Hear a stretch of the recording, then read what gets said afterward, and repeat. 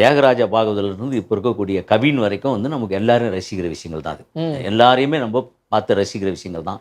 பிடிக்காது அப்படிங்கிற விஷயங்கள் வந்து எதுவுமே கிடையாது. ஒருத்தருடைய மனநிலையில வந்து ரொம்ப சூப்பரா நமக்கு பிடிச்ச நடிகர் அவங்களுக்கு பிடிக்காம இருக்கும். ம், ம், ம். அவங்களுக்கு பிடிச்ச நடிகர் நமக்கு பிடிக்காம இருக்கும். அந்த மனநிலைங்கிறது எல்லாருக்குமே உண்டு அது. அதில வந்து சில பேர் வந்து நெறைய பேரெல்லாம் காணாம போயிருக்காங்க. உருவம் வேற மாரி இருக்கும். அது பேசுற பேச்சு ஒரு மாரி இருக்கும். அப்ப அதெல்லாம் பார்க்கும்போது, என்ன ஒரு ரொம்ப ஒரு மாரி இரிட்டேட்டிவா இருக்குது அவன பார்க்க முடியல அப்படின்னு சொல்லலாம் அவாய்ட் பண்ணியிருப்பாங்க. பணம் வேற, முகம் வேற, உருவம் வேற, பேசுற பேச்சுகள் வேற. இங்க அதெல்லாம் மீறி இன்னைக்கு ஒருத்தர பிடிக்குது அப்படின்னும்போது, மக்களுடைய மனநிலைகள் வந்து மாறுபட்ட விஷயங்கள் அது.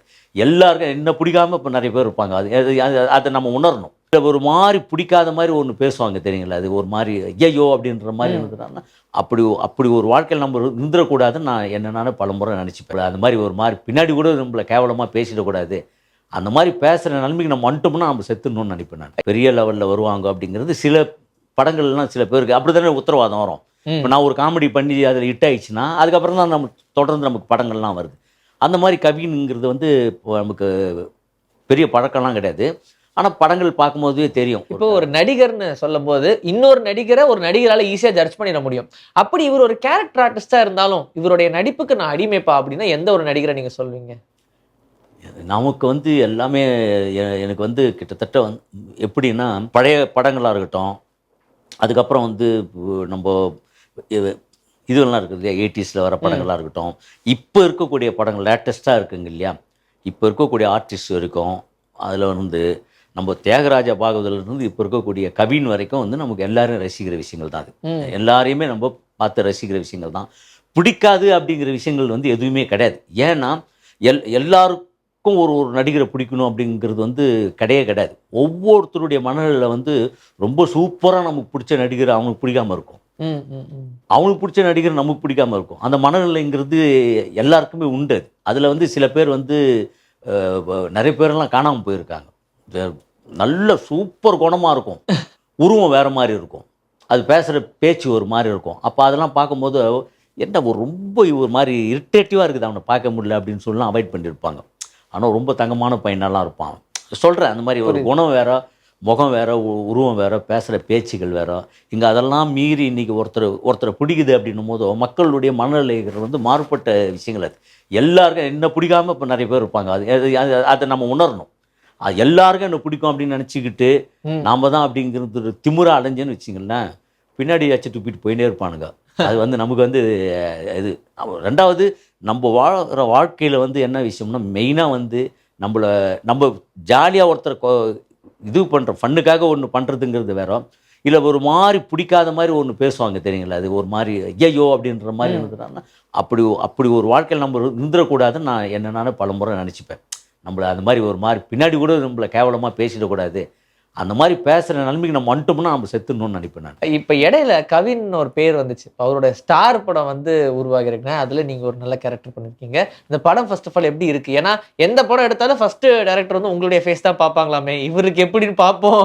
ஏன்னா, இவரோட இல்ல ரியாக்ஷன் எனக்கு வந்து இப்ப நீங்க இப்ப ஜே பேபிக்கு அப்புறம் அந்த படம் வந்ததுன்னா, எனக்கு ஒரு நல்ல நேம் இருக்கும். ம். எனக்கு எப்படின்னா, அது வந்து ஒரு சொல்லும்போதுவே ஒரு சின்ன கேரக்டரா சொன்னாரு.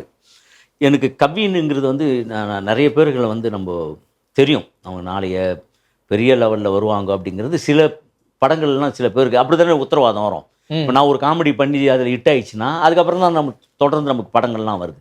அந்த மாரி கவின்ங்கிறது வந்து இப்போ நமக்கு பெரிய பழக்கம்லாம் கிடையாது. ஆனா படங்கள் பார்க்கும்போதே தெரியும். ஒரு இந்த வந்து டாடா அப்படிங்கிற படம் பார்க்கும்போதுவே, இவரு அடுத்தடுத்ததுல நல்லா வருவாரு அப்படிங்கிறது சினிமா நம்ப இயக்குனரோ, டெக்னீஷியனா எல்லாமே இருந்திருக்கணும்னும்போது ஒரு பெரிய இது. அதனால அந்த படத்துல அதுவும் வந்து இளன் பண்றாரு அப்படின்னும்போது, அவங்க அப்பாவோட நடிச்சுன்னு காமெடியா ஃபுல்லா அவர ஜாலியா கலாய்ச்சிக்கின்னு, அ. அவங்க அப்பா பாண்டியன் சார் நான் வந்து இளன்கிட்ட அடிக்கடி சொல்லுவேன். இந்த கதையில வந்து நானும் யோகி பாபுவும் இருக்கோம். அங்க போய் ஒருத்தர கலாய்க்கிற ஒரு படம் ஒண்ணு. மிஸ் மேகின்னு ஒரு படம். அ. அதில போட்டு அந்த வீட்டுக்கு போனா இவரு தான் இந்த ஃபேமிலி தான் இருப்பாங்க. எங்களுக்கு வேற எதுவும் கிடையாது. நாங்க எதனா ஜாலியா பேசுவோம். அப்படின்ட்டு பாண்டியன் சாருக்கே வந்து நெறைய சொல்லுவாரு. அவர் பர்சனலுடைய லைஃப்க்குலாம் அதெல்லான்னு. அவங்க அப்பாவுடைய இதுதான் இந்த படமே சொல்லுவாரு. நம்ப இளன் வந்து சொல்லும்போதும். எனக்கு வந்து இது பண்ணும்போதோ, கவின் வந்து பார்த்தீங்கன்னா, எனக்கு ஒரு நம்ம நடிக்க போயிட்டோம் ஒரு நான் ரொம்ப ஒரு சின்ன கேரக்டர் தான் பண்ணியிருக்கேன். எனக்கு நான் வந்து என்ன பண்ணுவாரு, வருவாரு வந்ததுக்கப்புறம் ஒரு சீன் அங்க நிக்கிற மாரி ஒண்ணு இருக்கும். ஓகே அப்படின்ட்டு கை கொடுப்பாரு. ஆ. இப்போ எங்களெல்லாம் ஷூட்டிங்லாம் எப்படின்னா 12 மணி 2 மணி இருக்கும் போது 10 மணிக்கு முடிச்சாங்கன்னா எங்களை மாதிரியான ஒரு ஹாப்பியை வந்து இது எல்லா நடிகர்களும் அனுபவிச்சிருப்பாங்க. சில நேரங்களில் 2 மணி to காலையில் 6 மணி வரைக்கும்லாம் போயிருக்குது. அது பயங்கர கடுப்பாக இருக்கும் அது. அதுவும் அந்த ஷாட்டுக்கு கூப்பிட்ற வரைக்கும் காலையில் வந்துட்டு நைட்டு கூப்பிட்ற வரைக்கும் கேரவுண்ட்லேயே உட்காந்துருக்கணும்னா எவ்வளோ நேரம் ஃபோன் ஒன்று இருக்கும் நடிச்சுக்கிட்டே இருந்தா கூட தெரியாது. நடிச்சுட்டே இருந்தால் கூட தெரியாது. சும்மா உக்காந்துட்டே இருக்கணும்னா அப்படியே ரொம்ப கடுப்பாக இருக்கும். காஸ்ட்லி ஜெயில் தான். அதுக்கு வந்து அப்போ என்ன ஆச்சுன்னா இந்த மாதிரி வந்து கவின் வந்து இருக்கும்போதோ ஒரு சின்ன கேரக்டரை பண்ணும்போதோ அப்படியே ஒரு மாதிரி இருந்தார். என்ன ஒரு பெருசாக இது பண்ண மாட்டார். வரும்போதெல்லாம் நல்லா தானே வந்து கட்டிப்பிடிச்சி இதெல்லாம் பண்ணி பயங்கரமாக பேசினார். இப்போ ரொம்ப ஒரு மாதிரி இருக்கிறாரு.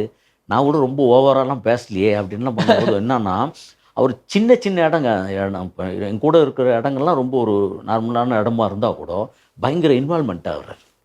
அதுக்கப்புறம் என்னுடைய சாட்டு முடிஞ்சு அன்றைக்கி கேட்க வெட்டும் போது வேறு லெவலில் ஃபன் பண்ணுறாரு. ஜாலியாக நம்ம அடுத்தது ஃபுல் ஃபன்னாக ஒரு படம் பண்ணுவோண்ணா அப்படின்னு சொல்லி பேசுகிறாப்புல. ஆனால் அந்த சாட்டு கிட்டுன்னு வரும்போது ஒரு மாதிரி பெரிய இது போதுமே.